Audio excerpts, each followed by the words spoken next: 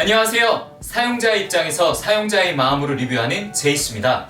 제가 채널에 처음 올린 영상이 바로 이 아이폰 11 프로 실버 색상을 언박싱하면서 리뷰를 했었던 영상인데요. 그 이후로 2달 정도 이 아이폰 11 프로를 사용해보면서 느낀 점이 굉장히 많았습니다. 그래서 오늘은 아이폰 11 프로를 사용하면서 아이폰 11 프로를 굳이 사지 않아도 되는 그 이유에 대해서 다뤄보려 합니다. 아이폰 11 프로를 구입하시려고 아직 마음이 갈팡질팡 하시는 분들에게 이러한 단점도 있다 라고 알려드리고 싶어서 컨텐츠를 제작하게 되었습니다. 자, 그럼 지금부터 한번 알아볼까요?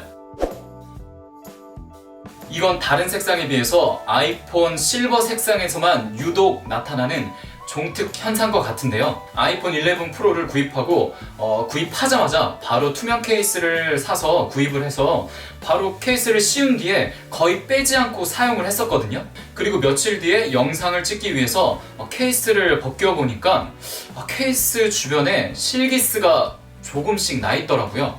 도대체 이 기스들은 어디서 난 걸까 곰곰이 생각을 해봤는데 제가 바닥에 떨어뜨리거나 이렇게 찍힌 적도 거의 없었는데 한 거라고는 케이스를 탈부착한 거밖에 없었는데 케이스를 탈부착하는 그 과정에서 이런 실기스가 났다라는 것에 대해서 굉장히 놀랍더라고요. 정말 케이스를 끼고 벗기는 과정에서 이런 기스가 나는 걸 보니까 정말 아이폰 실버 색상은 바람만 스쳐도 진짜 바람만 스쳐도 기스가 난다라는 말이 정말 우스갯소리가 아니라는 걸 정말 알게 되었습니다. 제품에 기스가 나는 것에 대해서 예민하게 반응하시는 분들은 아이폰은 특히 실버 색상은 배제해 두시는 게 훨씬 더 좋은 선택인 것 같습니다. 저는 아이폰을 가지고 메시지를 보내거나 인터넷을 하거나 유튜브를 시청하거나 음악을 듣는 데 사용하는 게 거의 대부분이거든요. 다른 게임이나 전문적인 작업은 화면이 큰 아이패드 프로 3세대 12.9인치를 사용하기 때문에 아이폰은 굉장히 라이트하게 사용하는 편입니다. 저처럼 메시지나 인터넷, 유튜브, 음악을 듣는 그런 라이트 유저라면 아이폰 11 프로 시리즈가 아니더라도 10S나 10 요 정도만 사용하셔도 라이트 유저가 사용하시기에는 전혀 손색 없이 사용하실 수 있을 거라 봅니다. 아이폰을 라이트하게 사용하시는 유저분들에게 100만 원이 훌쩍 넘는 아이폰 11 프로를 권해드리고 싶지는 않네요. 이번 아이폰 11 프로 카메라가 대폭 업그레이드가 되었다 해도 정말 과언이 아닐 정도인데요.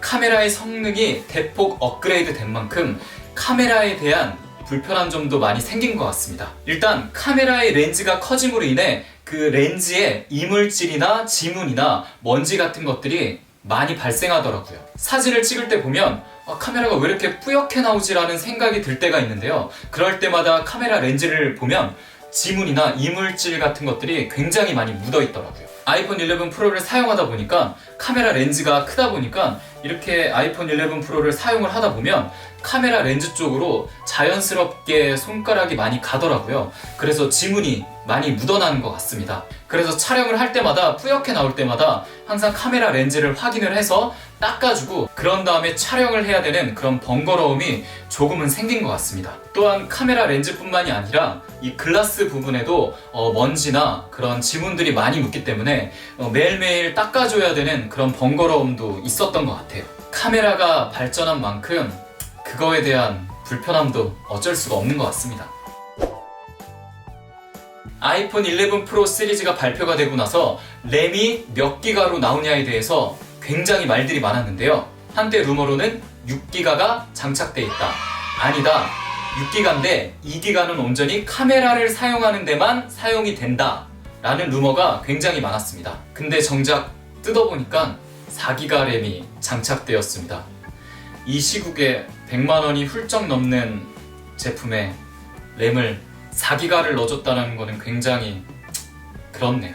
램을 많이 넣어주는 거는 바라지도 않았지만 타 브랜드 플래그십 제품에 비해서는 그 정도는 넣어줘야 되는 거 아닌가라는 생각을 했습니다. 램이 적기 때문에 그 리프레시 현상이 많이 발생하게 되는데요. 폰으로 게임을 많이 하시는 분들은 폰으로 게임을 하다가 메시지가 오면 메시지를 확인하고 답장도 보내고 그리고 다시 게임으로 돌아와서 게임을 하려고 하는데 게임이 리프레시 되는 현상이 많이 발생하곤 합니다. 정말 고가의 제품인데 램이 4기가가 들어갔다는 것은 정말 이해할 수 없는 부분 중에 하나입니다. 차기작에선 과감하게 램을 많이 넣어줬으면 하는 그런 소망입니다. 저는 이번 아이폰 11 프로가 발표되기 전에 가장 기대하고 있었던 부분인데요. 아이패드 프로 3세대가 USB-C 타입을 달고 나왔기 때문에 당연히 아이폰 11 시리즈도 USB-C 타입으로 나올 줄 알았어요. 근데 기대와는 다르게 전작과 같은 라이트닝 단자를 달고 나왔더라고요. 아이폰만 단독적으로 사용하시는 분들에게는 큰 불편함이 없겠지만 저처럼 아이패드 프로 3세대와 맥북과 그리고 USB-C 타입이 장착된 제품들을 함께 사용하시는 분들에게는 정말 큰 불편함으로 다가오는 것 같습니다. 아이폰 11 시리즈가 USB-C 타입으로 출시가 되었다면 케이블을 USB-C 타입만 가지고 다니면 폰과 패드와 그리고 노트북을 모두 충전할 수 있는데 라이트닝 단자를 또 챙기고 다녀야 되는 그런 번거로움이 생겼습니다. 이 또한 차기작에서는 꼭 USB-C 타입이 장착되었으면 정말 좋겠네요. 이번 아이폰 11 시리즈가 나오고 얼마 지나지 않아서 아이폰 11 12의 루머가 조금씩 나오고 있는데요. 현재 루머에 의하면 아이폰 디자인과 아이폰 성능이 대폭적으로 업그레이드 된다고 합니다. 아이폰 12 시리즈 루머에 관한 거는 앞으로 이후의 영상에 다시 한번 다뤄보도록 하겠습니다. 11 시리즈에 아쉬웠던 부분들이 12 시리즈에서 많이 보완되고 많이 변화됐으면 하는 개인적인 바람이 있습니다. 네, 오늘은 아이폰 11 프로 굳이 사지 않아도 되는 이유에 대해서 다뤄봤는데요. 제가 사용을 해보면서 많은 장점도 있었지만 그에 비해 단점도 있었기 때문에 이러한 단점들도 구입하시려고 하시는 분들에게 좀 알려드리고자 컨텐츠를 제작하게 되었습니다. 아이폰 11 프로를 아직까지 구입하는데 망설이고 계시는 분들에게 많은 도움이 되셨으면 좋겠고요. 오늘 영상도 도움이 되셨다면 좋아요, 구독, 알림 설정 꼭 부탁드리겠습니다. 저는 그럼 더 좋은 컨텐츠로 여러분들 앞에 인사드리겠습니다. 앞으로도 사용자 입장에서 사용자의 마음으로 리뷰하는 제이씨가 되겠습니다. 또 뵙겠습니다.